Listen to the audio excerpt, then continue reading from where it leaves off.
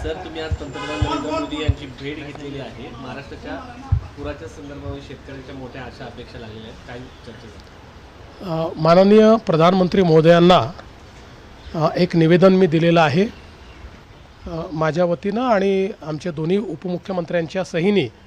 हे निवेदन आम्ही त्यांना दिलेलं आहे आणि त्यांना एकूण महाराष्ट्रातल्या पूर परिस्थितीची सगळी कल्पना मी दिली, कशा पद्धतीचं नुकसान झालेलं आहे त्या संदर्भात सांगितलं आणि त्यांनाही विनंती केली की आम्हाला NDRFच्या माध्यमातून भरीव मदत करा आणि जेवढी जास्तीत जास्त मदत करता येईल तेवढी मदत आपण करावी। त्यांनी देखील त्याला सकारात्मकता दाखवलेली आहे आणि त्यांनी सांगितलं आहे की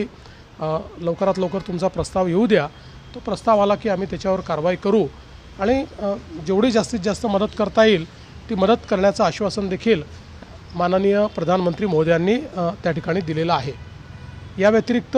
माननीय प्रधानमंत्री महोदयांकडे महाराष्ट्र डिफेन्स कॉरिडॉरच्या संदर्भातही एक प्रेझेंटेशन मी केलेलं आहे,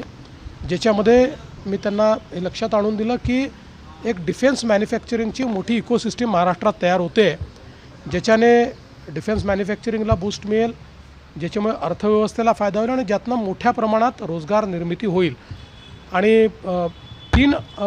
ठिकाणी हा कॉरिडॉर आपल्याला करता येईल हे आपण त्या ठिकाणी दाखवलेलं आहे, ज्यामध्ये पहिल्यांदा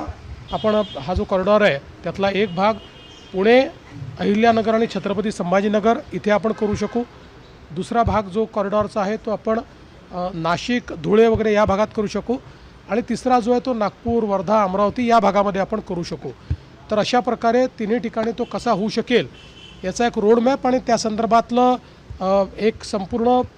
त्याचा अभ्यास केलेलं बुकलेट हे मी माननीय प्रधानमंत्री महोदयांना दिलेलं आहे।